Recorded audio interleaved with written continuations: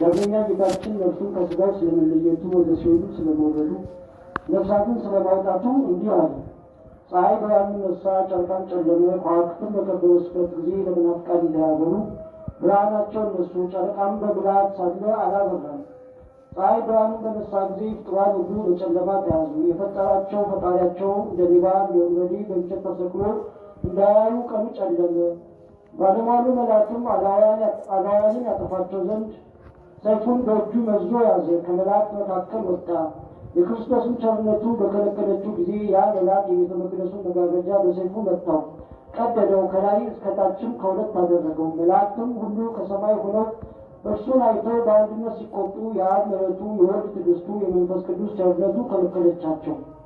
ፀሐይ ብርሃንን ነሳ፣ ዓለምን በጨለማ ተይዞ ሲድበሰበስ ተወው። ይህ ሁሉ ጌታችን ኢየሱስ ክርስቶስ ነፍሱን ከሥጋው ከመለየቱ አስቀድሞ ተደረገ።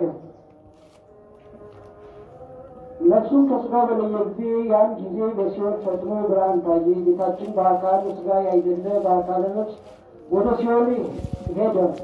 ሲኦል ተናወጠች፣ መሠረቶቿም ፈርስ አሉ። ምድር ያለ ጊዜዋ እንዳታልፍ አጸናት። ደሙን በምድር ላይ አፈሰሰ፣ ከእንሰት ጠበቃት፣ በእርሷ ያለውን ሁሉ ጠበቀ።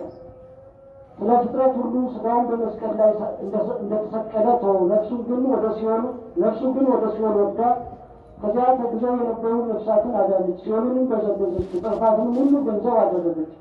ሥጋው በመቃብር ያሉ ሙታንን አስነሳ። ነፍሱም በሲኦል ተግዘው የነበሩ ነፍሳትን ፈታች። በዚያችን ሰዓት የጌታችን ሥጋው በመስቀል ላይ ተሰቅሎ ሳለ መቃብራት ተከፈቱ። ገሃነም የሚጠብቁ አጋንንትን ባዩት ጊዜ ሸሹ። የመዳን ደጆች ተሰበሩ። ሊቃነ አጋንንት፣ ሰራዊት አጋንንት ድል ተነሱ። የብረት ቁልፎቿም ተቀጠቀጡ። ፍዳ መድገም ጠፋ። ቅድስት ነፍሱ በሲኦል ተግዘው የነበሩ የጻድቃንን ነፍሳት ፈታች።